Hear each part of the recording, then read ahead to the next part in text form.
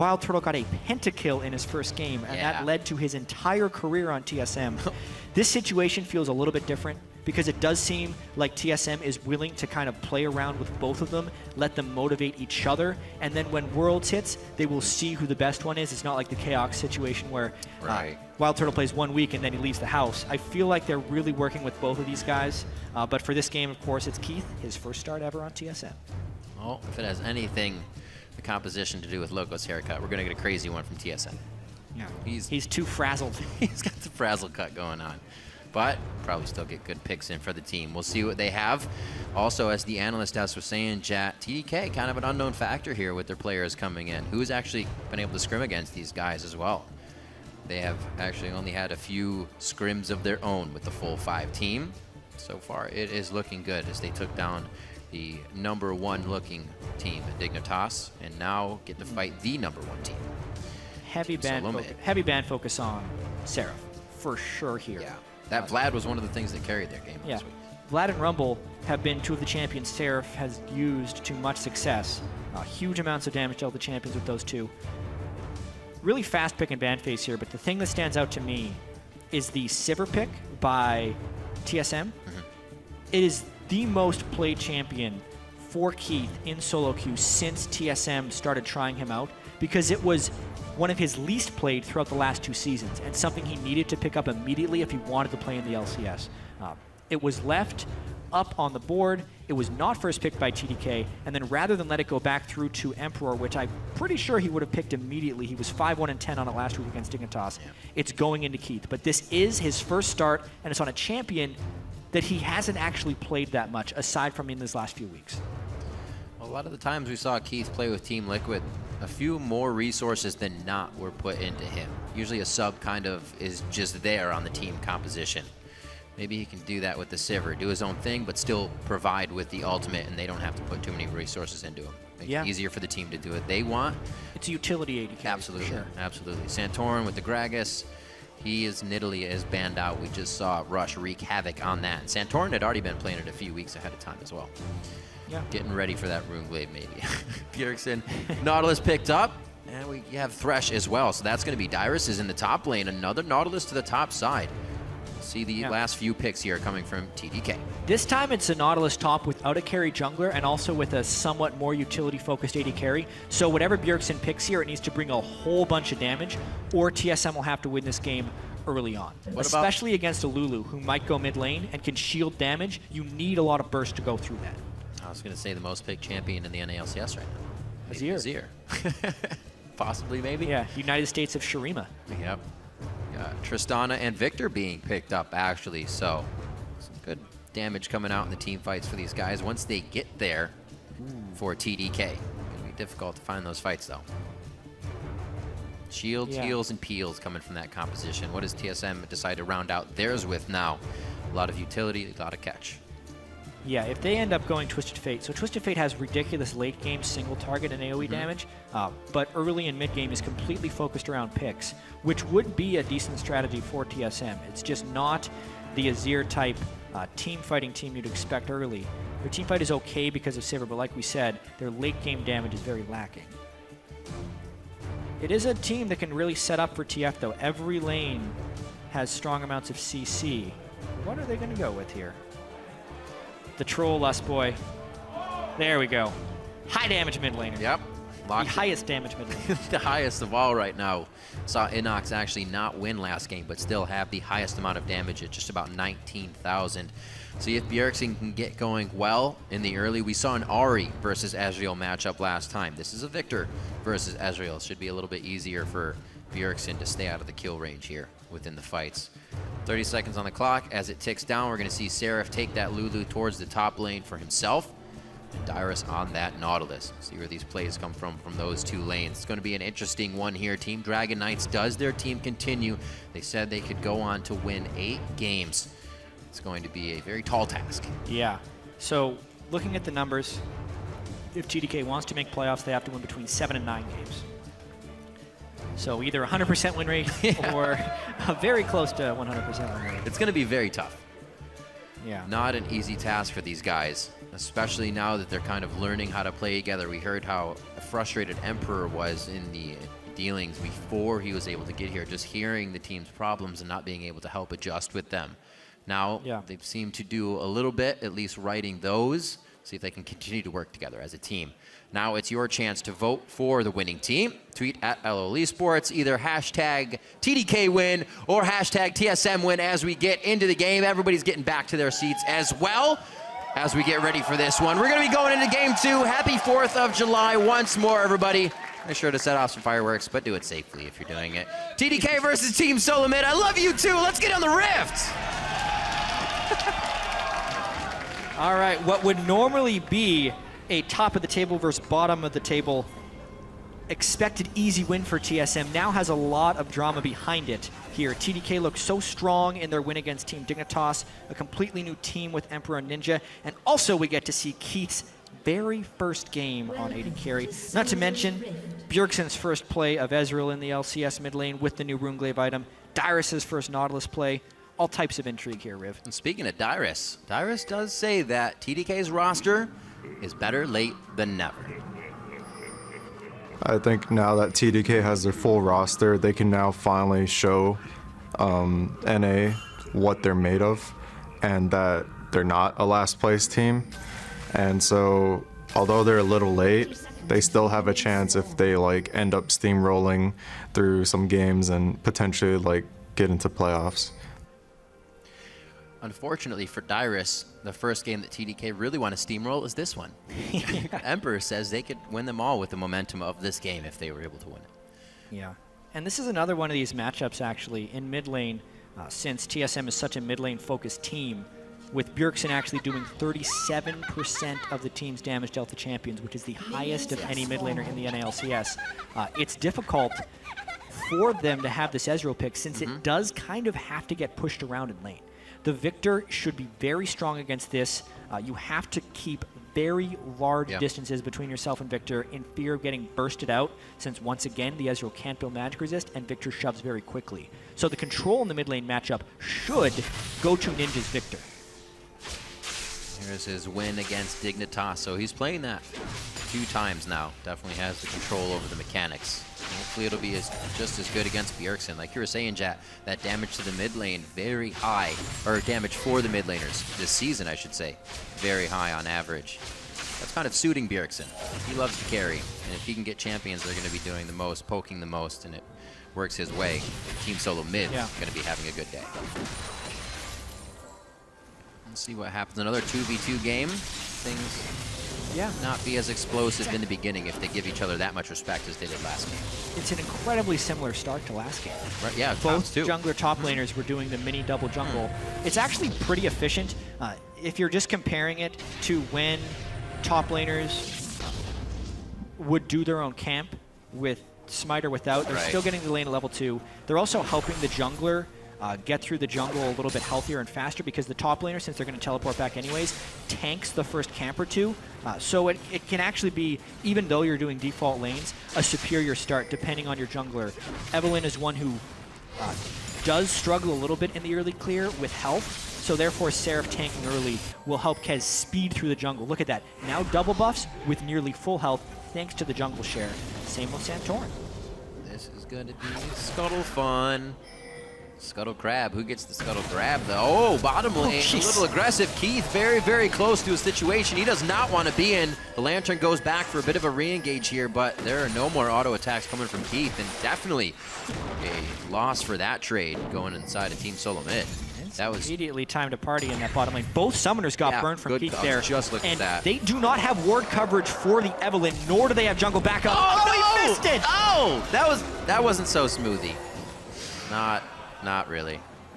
So what happened there is Smoothie was trying to flash headbutt pulverize combo. But the trick with headbutt pulverize is if you are not in range to do your headbutt, you will pulverize the ground and not headbutt anything. So when he flashed in, Keith was back just far enough to not be in headbutt range. You just look like a really angry cow. That was a kill. That was absolutely a kill. If Smoothie gets a little bit more distance in the brush before he decides to go for the flash kill, they completely have him. They really want to try and put Keith behind early here. but without the flash, the threat is completely diminished. Big missed opportunity there for TDK. Unfortunate.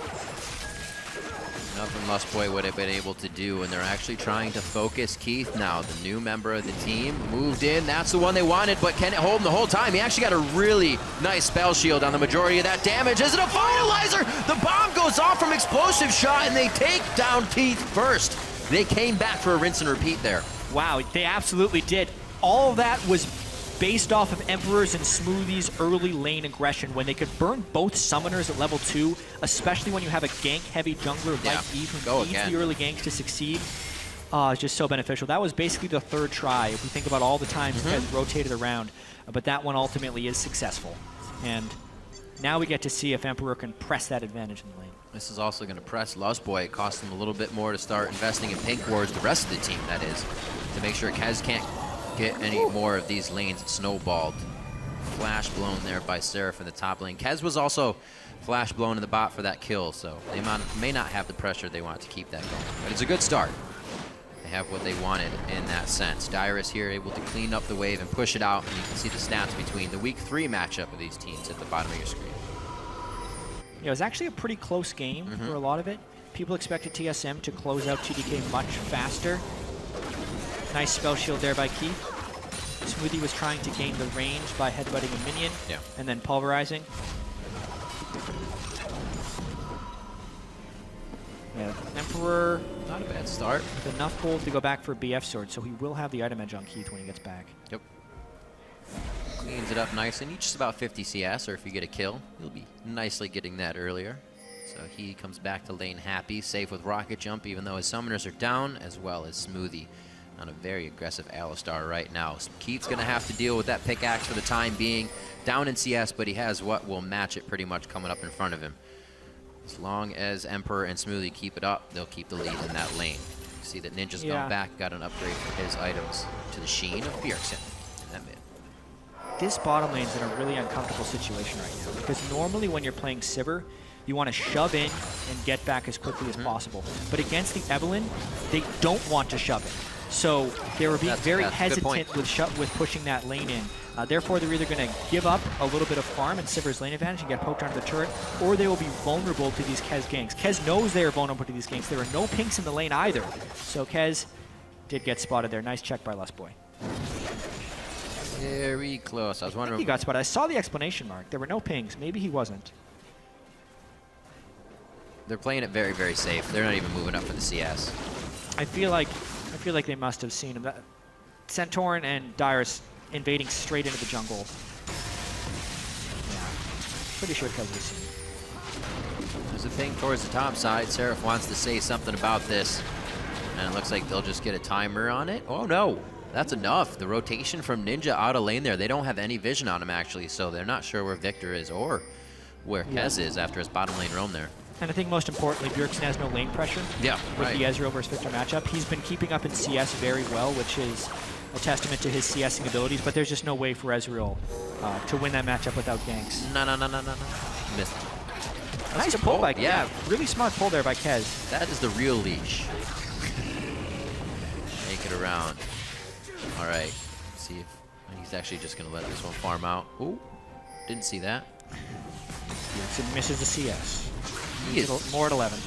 Ninja not missing very many. These guys only one apart right now as the 8.5-minute wave meets up in the mid lane. Kez back towards the bottom possibly once again. They definitely have the timers on Keith with that flash back up, so why not get it down once again? Yeah. What we just saw right there by Ninja though, as soon as he hit 1,000 gold, he upgraded his Hex Core once. He hit another 1,000 gold, upgraded it again. He's looking to be very aggressive against Bjergsen, which is absolutely the right call on Viktor. You can see once you upgrade your death rate, even at level 7, you can clear pretty much the whole wave with it, which just keeps Bjergsen at the turret non-stop. When he goes to get blue buff, he loses CS. Now that he's upgraded his Q on Viktor as well, he will be able to get move speed even off a minion just to walk into trade range with Bjergsen. It's going to make life very difficult until Bjergsen gets a few more items. Saw it was very hard last game in that mid lane. Could not get the Ezreal going. See if Bjergsen has a better chance here. A few Mias around the map.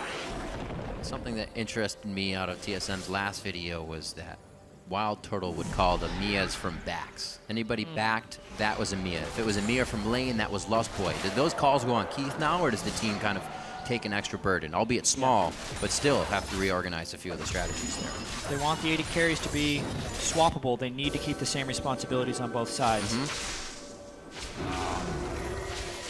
Ninja was coming down for the double roam. Kez hadn't been spotted, so maybe this is a false sense of security for Lustboy. Kez still not spotted. Squeaking by perfectly. Denying the vision. Pie to the face. Over the shoulder of Smoothie, right in the Kez. They like that early dragon vision, though. Even from Complexity and other teams, Kez was always one to set that up, and he will keep it true along here with TDK. Mid lane, looking for a bit of love if Ninja even takes one step out of place here. Oh, that could be the one. Doesn't look like they want it just enough. Whoops. And the wave is gone. Welcome to Viktor mid lane. The unexpected dodge is the hardest one for someone to hit. It's like, I got him, he's not going anywhere. Simply just walk out. Keith, however, the bot. Very close dark passage. Lustboy is actually just going to walk back around to help. If he can may make get it, caught, he's though, getting cut off. There in the river, he is getting snuck up on here. Nice throw to ground. Flashes right over. But now, there's a little bit more to worry about. Keith was able to clear the wave, though, so they cannot dive him. This should lead to a TDK Dragon, however. TSM still farming. One thing about the top lane Nautilus is you kind of want to gank for him. He has such good gank assistance. But Santorin and Dyrus have just not been able to close anything on Seraph, barely getting a CS advantage on that. But maybe they take the turret in trade for this Dragon. Nice plays going on right now by enemy, or TDK, I should say. They are now going for Dragon. They are going to be able to back up with this. So Kez is able to secure that very nicely. And the movements of TDK here, usually the movements of Lustboy on team solo mid, going around, warding, getting hooks for Bjergsen in the mid lane, but he's been in that bottom lane trying to help keep him safe. Not as easy as it usually is for these guys. We'll see how they not have to play from behind, but now have to play knowing that TDK is not afraid with this new roster. Yeah, how good is this new TDK roster is going to be the question. Continues to be. They're staying toe-to-toe with TSM, but we also have to remember that TSM is very much focused around what Bjergsen can do. He is the shot caller for the team as well as the primary damage dealer, and he has picked a champion that is fairly weak for the first 20 minutes of the game and then turns on once he gets his second major item, whether it be Deathcap or Luden's Echo. TSM is holding even in gold, down one Dragon with a decent amount of turret damage in the top lane. So even though it is very close and that's not what you expect from a last place first place matchup, we'll see what happens when we hit 20 and 30 minutes. But that hold, I feel, as you were talking about, or I should say, and that hold is something that TSM, I feel, does better than anybody else. They can know that things are going wrong and completely stall it out. Stop it, bring the game 15 minutes later, and then win a team fight like nothing was ever wrong. No, that's what they did against Team 8. They had a terrible turret dive early game, led to their largest gold deficit at 10 minutes of the split, and then they were able to close out the game. Now, of course, that is against Team 8. Against better teams, you're not able to do that. Yep. This one hasn't been any large mistakes by TSM. TDK has been playing very clean game. Kez, a high priority on the bottom lane, but that priority hasn't been punished by ganks anywhere else because Seraph has been playing very safe and Ninja has been shoving very efficiently. It's going to be a really interesting game as they get more into it, since the first bit has just been this passive farm fest and then kind of feeling each other out. Jatt, no one ever takes the lantern. I don't get it. I just don't get it. Just take it. We need more signs on it. Maybe some particle spam. Anyway, we'll see what happens with the rest of this game. Maybe somebody will take a lantern. We haven't seen these guys in the top lane too much. 101 to 112. Whoa, Emperor going hard here. I was actually just about to talk about this guy. The focus to him to get him kill #1 in the game, and he uses that already. Guy looks like Uzi here on Tristana, jumping in, diving at people. But he's doing his own thing. Yeah, he's Emperor. They're really trying to punish every time Keith pushes the wave on Sivir, which is exactly what Sivir wants to do. It puts him in this lose-lose situation. But the CS is still very close. It's only led to one Dragon. TDK, if they want to truly punish that, they're going to have to either deny CS, kill Keith repetitively, or kill the turret. So now we might see a bit of a shove. And that damage is starting to come through. Oh boy, don't stand there. Oh, flashes out. Oh, the Chaos Storm goes down. Bjergsen gets baited into the trap. Man, What a nice collapse there by the rest of TDK. Smoothie gets the flash headbutt pulverized combo. This time it gives the second kill of the game to TDK. It also leads to a turret. And with Bjergsen down, that could also be the mid turret because it was very low. This could be a swing for TDK to have a big lead in this game. Really nice play by them there. Had me off guard. I was tunneled into Ninja's making a mistake. And I have full vision of the minimap. He knew what he was doing. Lustboy can't defend it enough, unfortunately. Turret goes down 2-0 now for TDK, and they have grabbed themselves a 2,000 gold lead. Yeah, so it started off Bjergsen landing all of his poke on a Ninja. He did. As soon as he channels it, nicely. Great flash by Ninja, and then also Bjergsen missed his Q. He missed his Q on it, was essentially a stationary target. Maybe he was expecting a juke, but a small misplay by Bjergsen at the end there. Yeah. And because he channeled his ultimate, it gave collapse time for Smoothie and Kez to go and get him.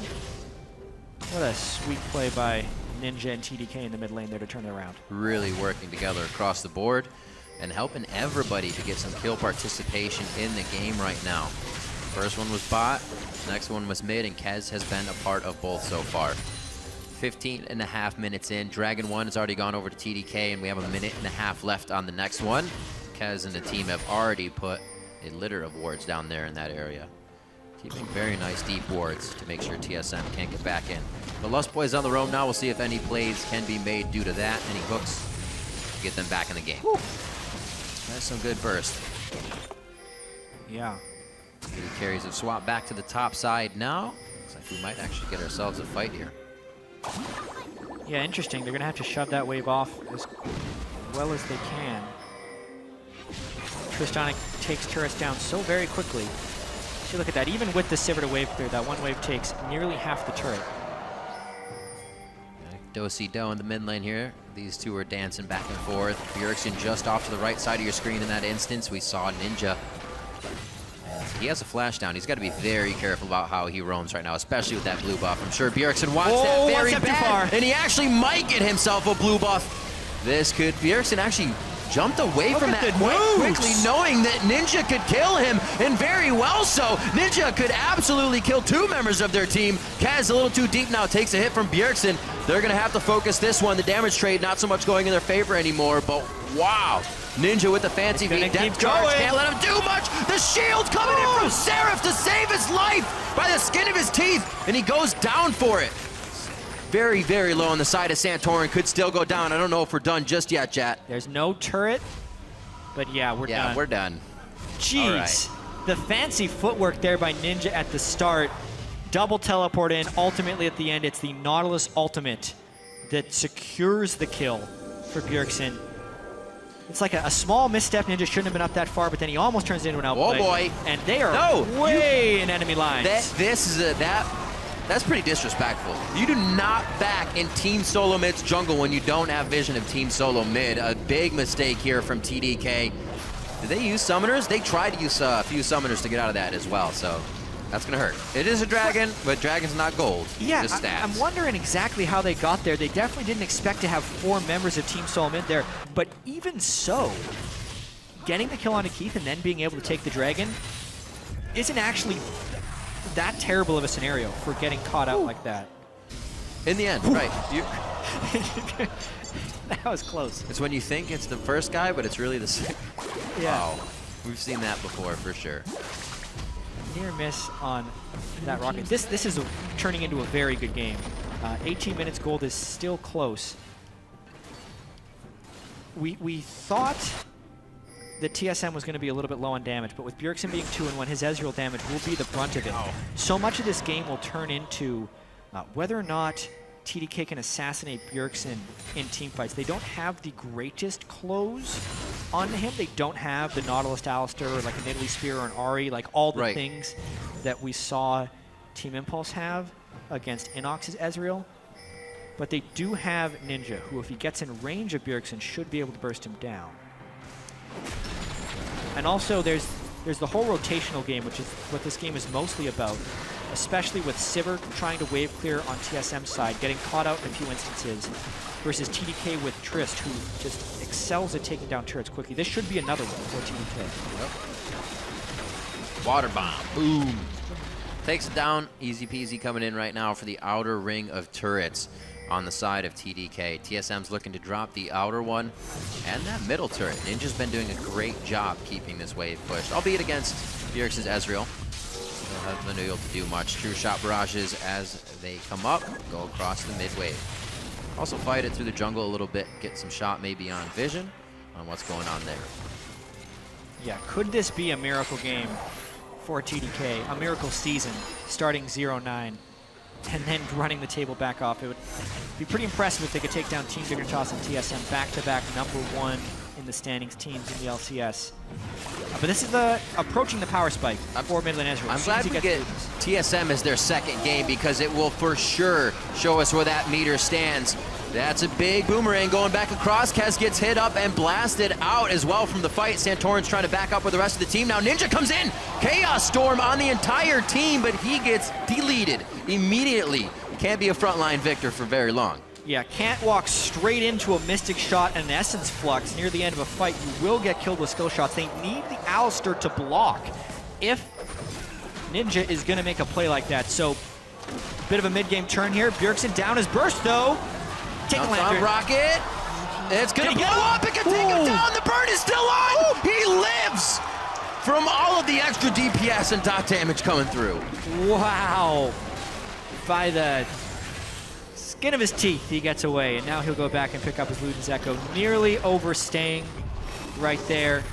He is getting quite powerful, though, as we can see. 3 kills, exactly the last person you want to have those kills. The main damage dealer for TSM. Whew. In general, and especially in this game. Went down to 16 HP there. Oh my. That's close. It's like one more tick. Yeah, tick of anything is going to kill you. Emperor moving down the bot lane. He has been aggressive by himself. Saw him go a few times 1v1 versus Keith in the bot lane, now pushing up quite hard. He had the help of Seraph just a second ago, and now only 1 ward. So he's got to back off. Knowing their safety, though, still keeping in this game very well from that. Not getting taken down easily by Bjergsen's pickoffs or getting caught anywhere around the map. Team Solomid were at one point down for 2K, but that was only a few minutes. They've now taken the lead by 600 gold, and look to even up that last turret in the bottom lane here. Might get that push in finally, and Dragon's about to come up, so time to set this all up. Yeah, to get a push on mid lane, shouldn't be a problem. Yeah, gold is even, TDK up 2 dragons to 0 though, so one of the big win conditions for TDK here will be to control the dragon. It's just going to be very difficult against the poke and the initiation potential of TSM. As far as TSM's ability to start fights, it is exceptional. Sivir ult, auto assault, Gragas assault, just to get everyone in there and keep them there.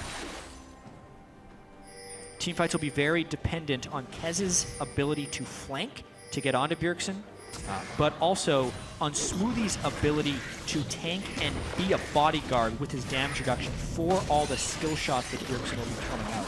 Keith has been mostly a non-factor this game outside of his ult, and he's been the target of much of TDK's focus. Few bits of damage on the turret. TDK able to get back into position easily enough for this one, but Team Solomid is now trying to dictate the game fully. Oh, Ninja half health is going to make these fights almost impossible to start on. We saw it just took a Q and an Essence Flux in the last fight from this amount of HP to take him down.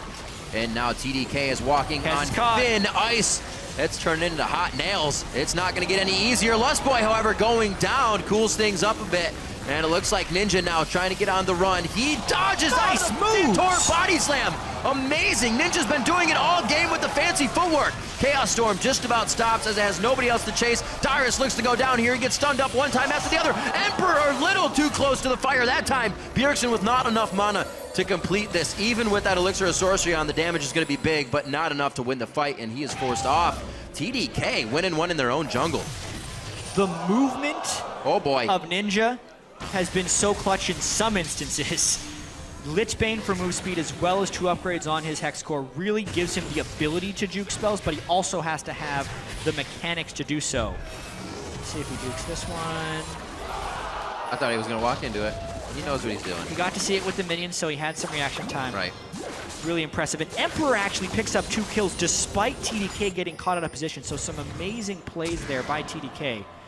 Also, The only one who's really doing damage for TSM is Bjergsen. Keith is so far behind and constantly getting low or zeroed out at the start of fights. And because of that little skirmish, it's now Dragon number 3 for TDK, which is a pretty scary prospect if you're TSM. Wow. TDK doing well to get to their third aspect of the Dragon for the season here. Could work out for them. Yeah. So Kez completely caught out here by Dyrus. Let's see how he ends up escaping. See, no one is there really for damage. Keith throws a Boomerang Blade in and that's it.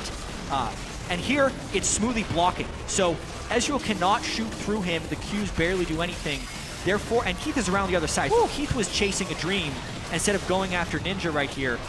Therefore, it's TDK that actually has the better coordination in these team fights. It's a very chaotic jungle team fight, but they are the ones with target focus. And they narrowly escape in so many instances. Headless. Well, hopefully they can do away with the narrow escaping and the fight winning. It's going to be very hard if everybody's walking away with slivers of health to push any of these turrets. And the game is going to only go later and later where TSM has the better fight mechanics. I think still a pretty unknown TDK roster once these two have been put on the team. Yeah, the gold. Definitely a different power coming out of the AD carry for what Latman is to Emperor. Yeah, oh, much different. Emperor is a huge upgrade over Latman. He had such a carry performance on Sivir against Team Dignitas, and he needs to have a carry performance here on Tristana, having 80% of the team's kills. Meanwhile, though, this will be heavily about the scaling of Bjergsen's Ezreal. 60% of Emperor's health with one ultimate, and it's not even a max rank ultimate yet. That could very well be the difference in this game. Bjergsen's using that really, really well. That pink ward before as well, he tried to hit 2 to 3 people. It's like you're getting a Caitlyn shot that nobody can heal on multiple members of the team. And he's doing it from really far away when they're grouped up around clearing a ward and they think they're safe. And it's always helping them to get the aggression on these fights. If they get in place in time. Oh, but this is the danger! Everybody's healed up now. It's not always going to work when you get close. That's exactly when it starts to sting, and Bjergsen figures that out. Ninja could have to back off. Ninja could have killed him straight up, but he held his ultimate. I think Ninja surprised himself with the damage. That was a 100-0 opportunity. Oh boy! He had right there. Emperor boy! Jumps into a hook. Lustboy says, oh, and now Dyrus with the flank. This is bad for TDK. Dyrus is right in the middle of the fray. Gets a good slay on, or slow, I should say.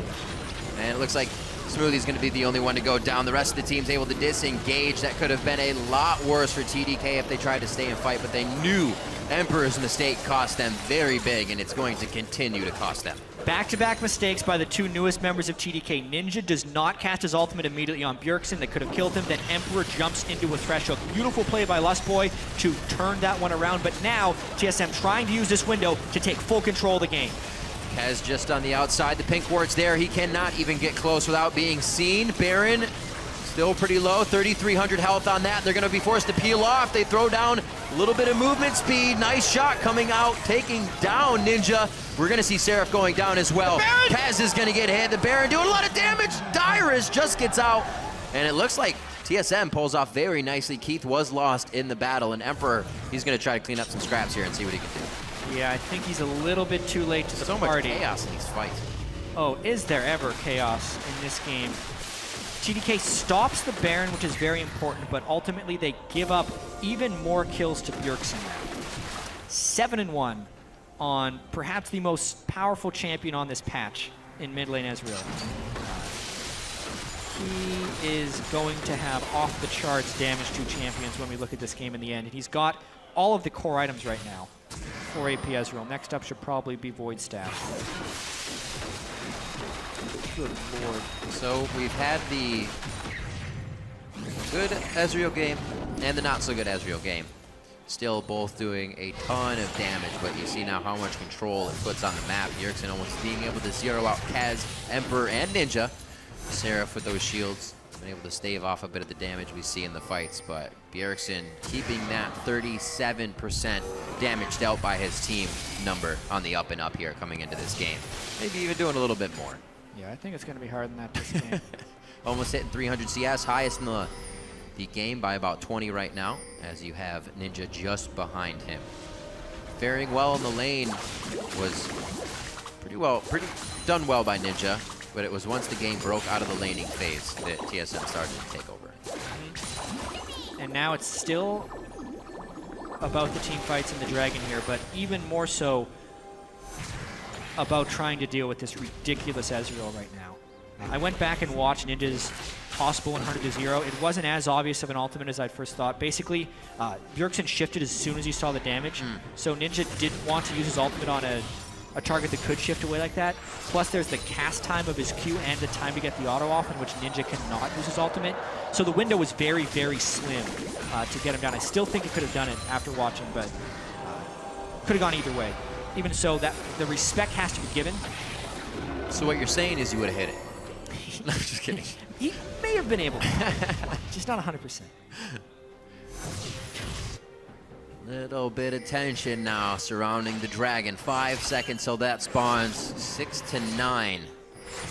Very slow game in terms of kills and teams trying to be in each other's face here. A lot of warding has kept the team safe, but the fights, when they happen, quite volatile. And Bjergsen is dishing out the damage. True Shot will be down for this one, but they have the pressure, the front tank line, this Nautilus in the top lane. It will provide a little bit, especially with Santorin being tanky this game as well, not that carry jungler.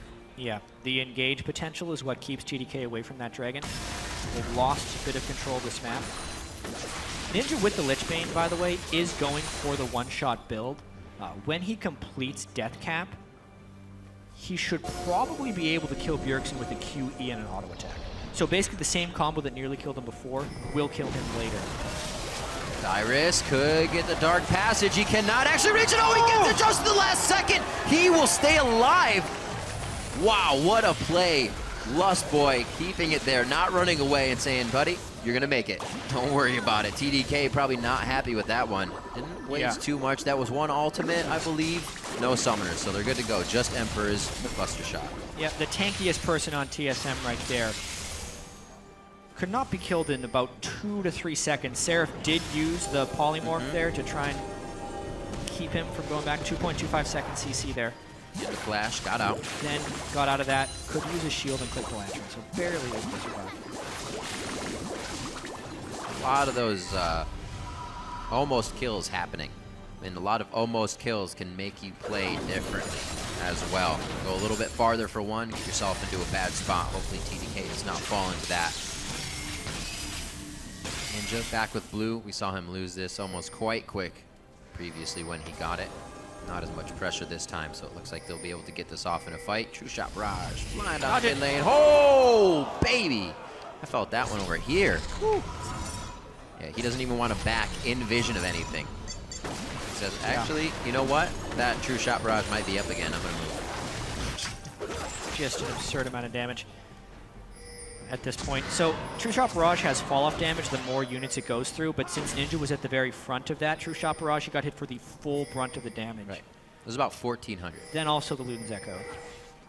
Pepinero was right. It hurts. Oh yeah. Very, very smart man. Having a very Pepinero-esque game here. Bjergsen carrying from 7-1-0 this game. Has already broken 300, looking at now 50 CS and just a few more. And has quite the lead on his lane. They go again onto Dyrus immediately with really out any way to get to the back side of the team. Bjergsen has time to fire from the back line. True Shot Barrage goes off, hits Seraph, and all the crowd control's done. DPS is ready to roam free now, and where does it decide to go? Shot still onto Dyrus. Ninja finally takes him down, and they are focusing very well. Keith is forced to the back line. Kaz might not be in a bad spot for a Lustboy hook here. That's Bjergsen coming through with the Arcane Shift. And a lot of the poke these teams are able to deliver, especially Ninja's laser, trying to be avoided by both TDK and TSM. Very mechanically intense fights here because we have multiple glass cannons in this game. Bjergsen, I call a glass cannon, as well as Ninja. They're kind of trying to one-shot each other. Then there's also Emperor, who is the main damage source from TDK, who is getting heavily focused by TSM CC. Gragas ult, Nautilus ult, and Thresh ults are all targeting him. But he is able to stay alive. It costs him both his summoners and a recall. So fascinating team fights right here. Everyone's really fast as well. Move speed items being built up by Ninja. Lulu on the side of TDK to speed people up, plus the Sivir on the side of TSM. So a lot of potential for mechanics to be displayed. And in these teamfight environments. I'm excited. We definitely have a lot more time to go in this game. Baron, something that needs to happen. Waves need to be cleared. But let's take a look at this fight right here. Yeah. That just happened. It is a little curious that they keep going on to Dyrus, but if they don't go on to Dyrus, they're letting TSM dictate the initiation. Notice how Emperor gets pretty much knocked around at the side of this fight, and Bjergsen's always looking for Seraph. Look at that flash. Look at the reaction time to be able to get out of there. And then Keith still not being that huge of a factor. Yeah, Keith, he was stunning right himself, on the edge of the gravity field. Stunning himself on the gravity field. Needs to be able to stay on the outside and not put himself at that risk. But once again, a lot of things just zoning people out this game, whether it's the Viktor who now has the death cap. This is Bjergsen is sitting on, he does have magic resist blue, so it's not quite as bad as before with just 30 MR. I think Kez knows they're in there, TSM. They're trying to sneak this. This is Kez being bold. 3,700 HP. Walked out on that one. Whoa, Smoothie tried to go hard on Dyrus there for a quick second. Actually looks like he got hooked in by Dyrus, I should say, and then took some extra damage from the team. That was not a TDK initiation. But they did want to disengage, and they make their way to mid lane. Good line of wards from each team, letting everybody know what the direction is of the enemy. Right now, it looks like more pressure back onto the Baron pit. If they can hide in here and get at least the initial engage, TDK feels like it's what's going to win it. They have to be so careful about eating an Ezreal ultimate in this open area. One Ezreal ultimate will be half of its health. Oh, they don't want it. That's the ult from Keith. That's the ult from Bjergsen. Little bit of scratchy comms there. Niner, miscommunication. That's a lot burned by TSM, and they needed to save those things. TSM already had a giant wave building in the bottom lane, so if they would have held on to their ultimates, they could have pressured Baron with those for a potential fight. Yeah, Since now Emperor is now free to go take that wave, instead of having Seraph having to go down there and burn his teleport, because TSM is not going to contest a Baron, being down Sivir and Ezreal ultimate. It's working out for Emperor. Last time he went down here to clean a wave, Dyrus was here as well, moving well off the ball. And figuring out where TSM is. Now have them into the mid position. This is the fight where TDK has that choke for the gravity field. Choke for the laser. A lot of damage can come out here for them, but Bjergsen also looking to utilize that true shot barrage in an area just like this. They stay safe. Dragon's going to be pulled out here. See if they can entice TDK into something that falls in favor of TSM. Kez almost wants it. Staying just out of range. Not really in position for a fight. They see him now. That's the Agony's Embrace going down. Not too much damage from the True Shot Barrage, hitting Kez first and not really anybody else.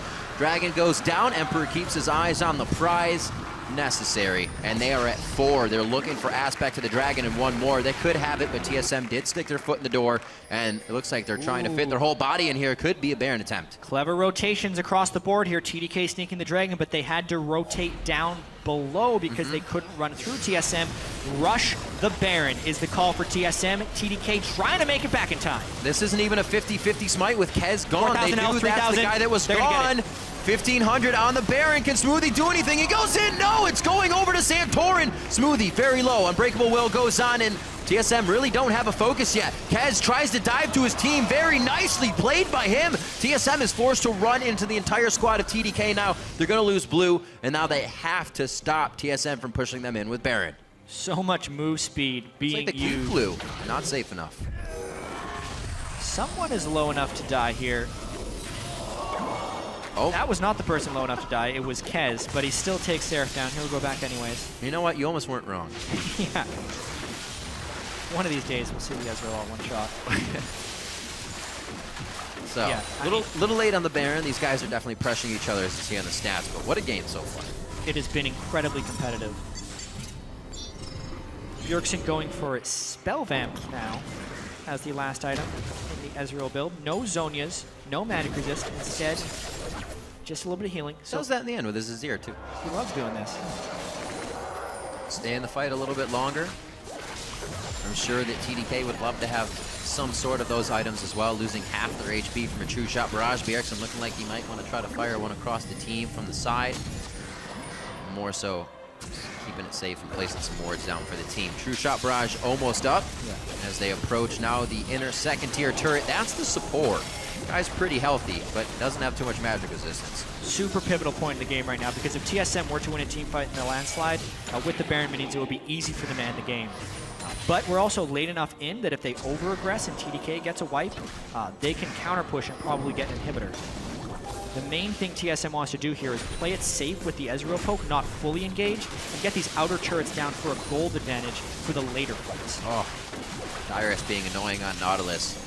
Just anchor toss away if you even try to go hard on him, but he is working the split push for the team here as TSM stays back in the mid lane. Dyrus still focusing on the bottom turret, and now this is where we could actually see this TDK team start to fall apart when they don't definitively have a lead. They have to shot call from behind in the organization. They have not, or in a part where they haven't organized enough to do that over and over. Oh, he wants Bjergsen. He knows his arcane shift is down. He was trying for the one shot, but he missed him. Flash away from Bjergsen. Might have just cost himself the life. Wild Growth goes out, Boomerang goes across, True Shot Barrage for the finish. So many things that can come across to kill you. Ninja goes down, Smoothie goes down, and like you said, Jatt, I was only going to take one good fight. TSM could have that Nexus. Yeah, Ninja and Smoothie down. Baron buff still on TSM, all 5 members, but no super minions right here. Just a 3-wave minion in here. It's true. They're definitely going for it, though. Not much damage up on TDK. Emperor is still there, could put out some good shots, and they, on the side of Team Solomid, are going to have to respect this. Backing out for now. Where do they decide to go? And it does not look like they're going too far. They're actually going to start walking down towards the bottom lane. Yeah, Bjergsen. Baron just wore off as well. Yeah, it was an over-aggressive play by Ninja, but I know what he was thinking. No arcane shift on Bjergsen. Wasn't respecting Bjergsen's ability to flash away. He cannot get the Lich Bane proc off, which is what he would have needed to kill Bjergsen. It ends up turning around and being a huge cost to the rest of TDK. Whoa, whoa. Nice damage from Emperor, though. The Lulu on top of the Trist is huge. Do anything to really stop the damage on the turret. That means it'll be whittled down one time after another. As TDK hope to be able to stop this. Back to the mid lane, doing everything they can as a team here to get these waves pushed out. 8,000 gold down now. Once TSM takes that lead, they do not let go. And Bjergsen in the mid lane is completely carrying this game for the team. Everybody's been able to participate in these kills at the end. So to be fair, the team comp was built around this. Oh, for sure. It's a ton of utility, and then just having all of your damage on the mid laner. So it is fortuitous that he was able to get the last turn on those champion kills, and has now maxed up his item build with a Hex Tech Gunblade, by the way. I like it.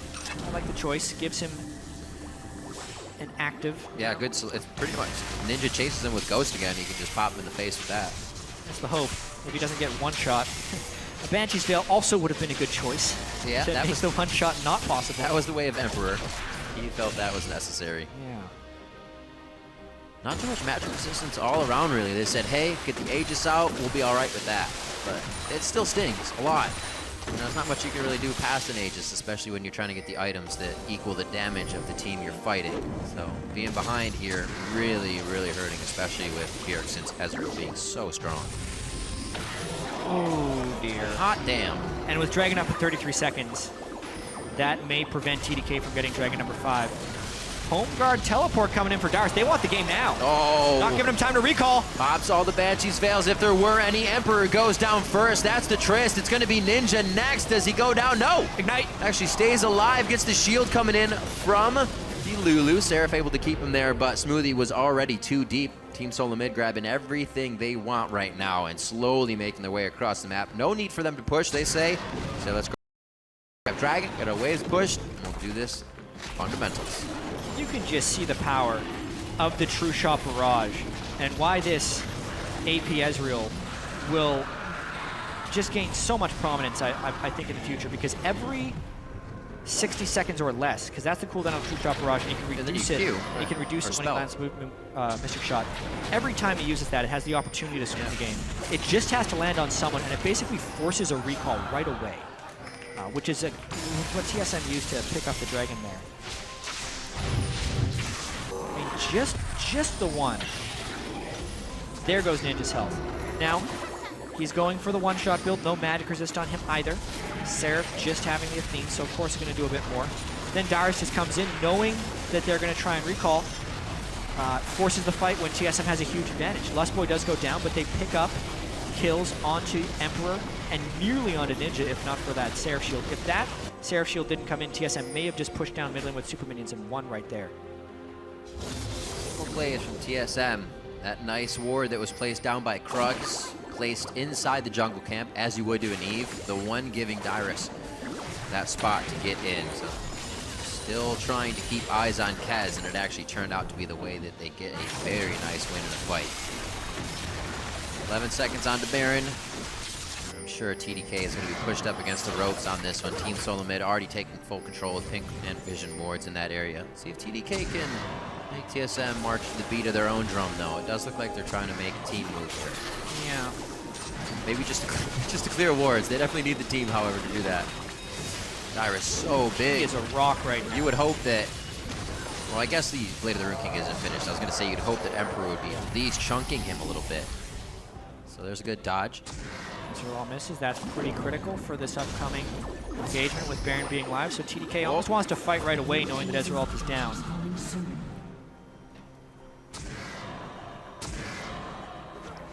A lot of tension right here. Dyrus is so hard to kill. He's got a 700 health self-shield, as well as 320 armor. It's all about the peel. Right into the fight, pulverized right onto Santorin. They push Keith back into the pit. Baron actually has stopped aggro though. And it does not look like he'll take any damage. Ninja a little far forward, gets knocked back as well. Who is going to be winning this fight? Lustboy goes right in with the Righteous Glory, plays everybody backwards. Is it in range for Team Solomid to keep the fight going though? Kez can't get in range, neither can Seraph. And it's only Smoothie that's gone down in the initial fight right when they engaged. Ninja flashed into that fight, unable to find a one-shot of any kind. And yeah, TSM has such an edge on this. This Baron is theirs. Has no flash, no range. The 50-50 is not a chance for the Evelyn to come up and smite. And Baron once again goes over to Team Solomid, the second of the game. Aspect of the Dragon still looming here for TDK. If they can get that right timer, though, it will really be a game changer and something that could turn the game on its head. Yeah, it's actually true. Bjergsen has been item capped for a while now. Right, So right. he's not getting any stronger. Meanwhile, Banshee's Veils are being completed across the TDK carries, which will really diminish his threat on Ezreal. But that last fight was an example of kind of how strong TSM is. Yeah, still. Able to do still a lot of damage. When they get capped out on items, they return to mechanics to make things work. Yeah. So here is the defining moment of the game. Baron buff for TSM, looking to make a final push. Re-hitting that mid inhibitor. Really have to pay attention to the next True Shot Barrage. If it lands, it allows TSM to probably take down 2 inhibitors, just the poker one, if it lands on a carry. But that's why it's so important for Ninja to finish his Banshee's Veil, so that poke can't be a possibility. Damage sources right now. Emperor being shut down by these frozen hearts, really hurting them. And they don't have anybody in the fight for longer than a few seconds to get those cooldowns off. That aspect, though, moving quite strong against TSM here. A lot of options for TSM to disengage and re-engage with the Talisman, Ascension, and Righteous Glory. Both built up here by Lustboy this game. Another Righteous Glory as well on Santorin for the double engage. Here it looks like they want to go for the inhibitor right in the front. TDK cannot do much about it. Yep. No, they can't stay long, though. No reason to. Use these Baroned up minions, get a push down. 1 minute and 30 left on that Dragon.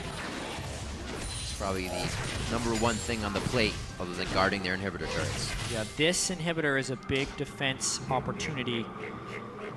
With 2 inhibitors down, they wouldn't be able to contest the 5th Dragon, but if they can somehow hold this, they would be able to. They can't allow free time for TSM. Ninja dodges the poke, but then eats a Q. And another one. See you later, inhibitor.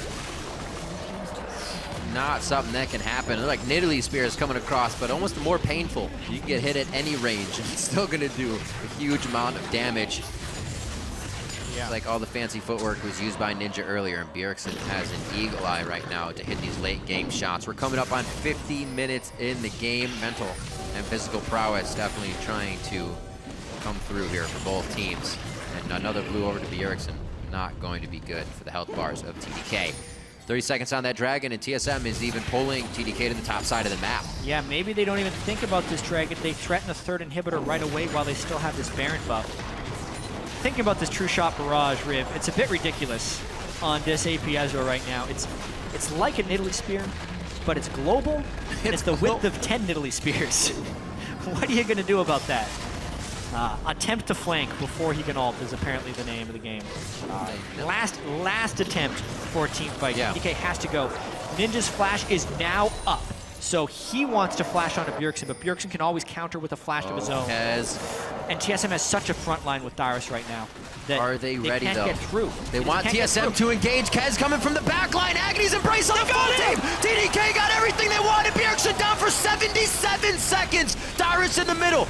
Backside is Keith. He's not able to put out the DPS. There's the Zanyas from Seraph. Keith could go down. He gets over the wall, flashed and bumped. And it looks like he will be able to get out, but what do TDK get from this? Aspect, they could go right for it. The fight, it's still theirs. Dyrus goes down, and he's not BMing any longer in that fight. 15 to 10, 50 minutes just crest the clock, and TDK are gonna pick up Aspect. Maybe with the trouble of Keith. Maybe. There's 2 waves of super minions right now, and only 2 down for TSM, but TDK lost their Smite and Kez. This fight is probably gonna continue. Keith, because he flashed over the wall and got Buster shotted over another. Otherwise, he was dead for sure. Yeah, that or butt. TDK, they have the Triss to defend, and they have 3 members to go for this versus 3 members defending for TSM.